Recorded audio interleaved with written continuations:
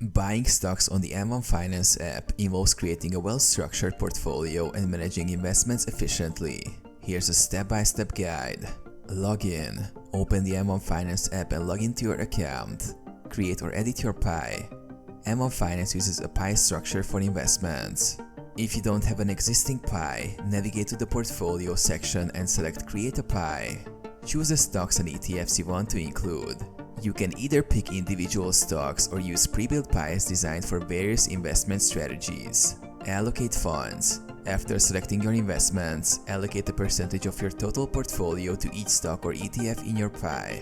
For example, you might allocate 20% to stock A and 30% to stock B.